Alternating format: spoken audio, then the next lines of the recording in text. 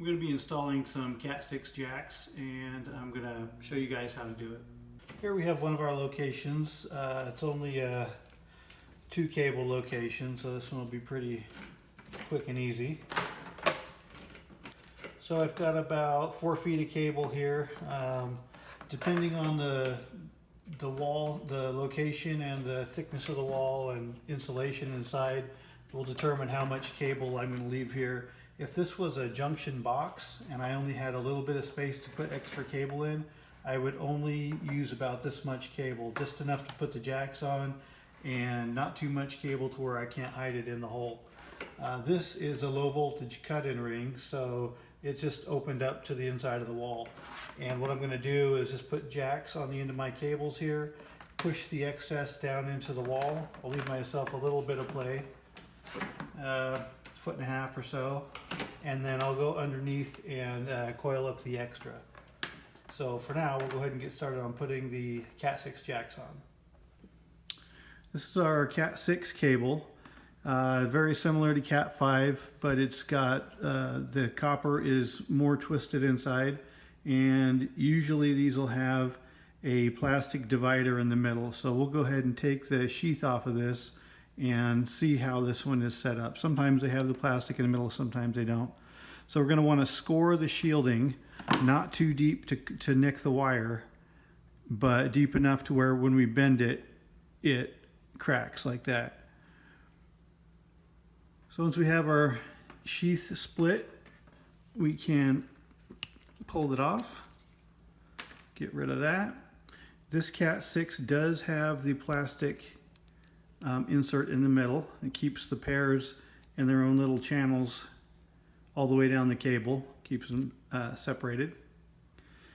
Some cables will have a string inside, which is nice because if you do happen to nick the cable, you pull the string and it'll slice the sheathing down, and then you can cut farther down, and that way you make sure you don't nick any of these cables.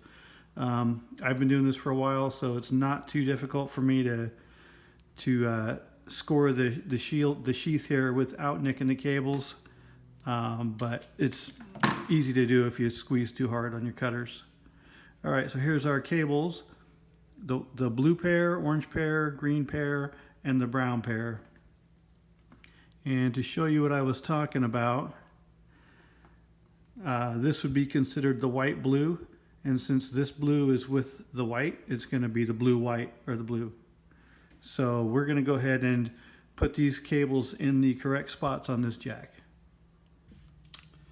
This is my 110 impact tool. This area right here is what we're going to use to push the wire into the slot, and this part right here is going to cut.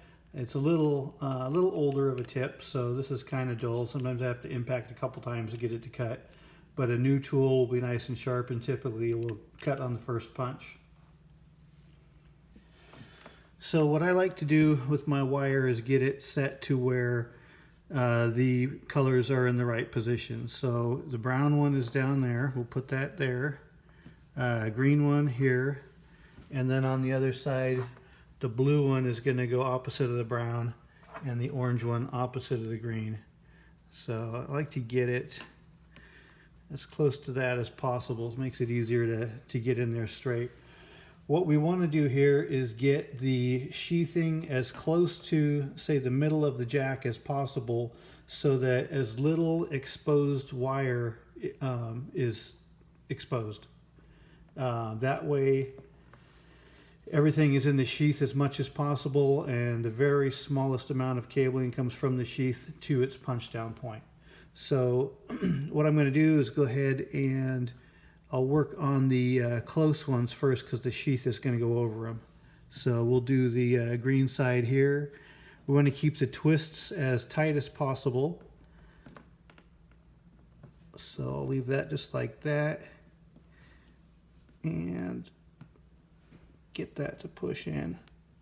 A little tighter with the Cat 6. The coppering, the copper is thicker than a Cat 5, so it's more difficult to get to push in there with your thumbs.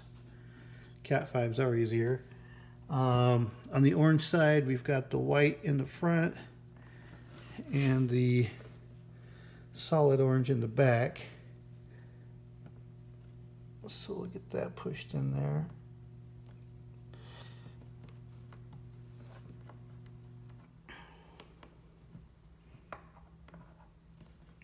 Yeah, it's a little difficult. Got a thick sheath on this one. Well, that's in enough for me to get it pushed in with the punch tool. So I'm going to want to get that pushed into the slot.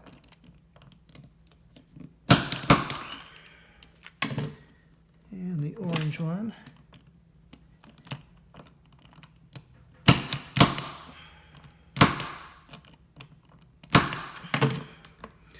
Alright, there's the orange one. Green I was able to get in pretty well with my thumb, so this one will be a little easier.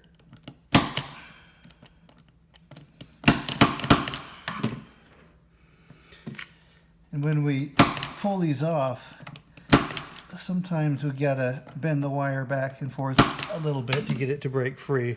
We don't want to pull it up, we'll pull it out of its slot.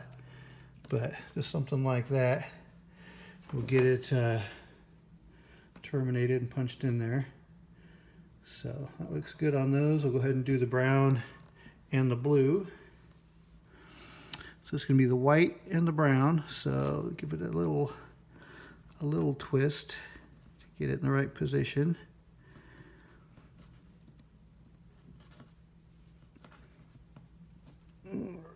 Yeah, these are kind of really tight, so we'll just do one at a time here.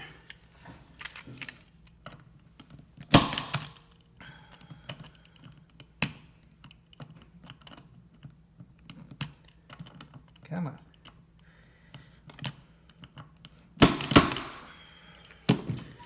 All right, there's the brown and the blue.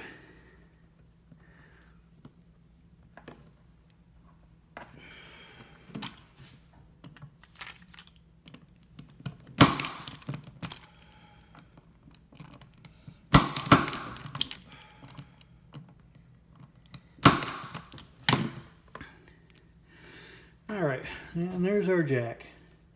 Always double check. I double check before I punch down, but always double check again before I close it up all the way. When I go through and test, I don't want to have to take jacks apart and fix them. So I like to make sure they're as good as possible before I put them all together. And that one looks good. It's nice and tight.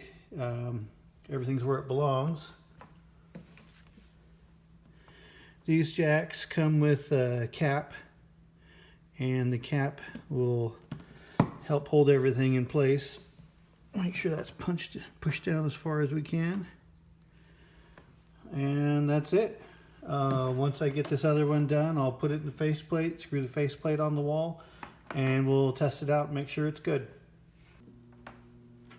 So that's it for installing a Cat 6 jack on a cable. The most important thing to think about when doing this is accuracy.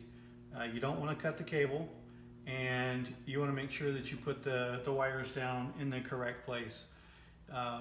Depending on the size of job, if you're doing a job with a couple locations, not a huge deal. If you have one that's miswired, to go back and fix it.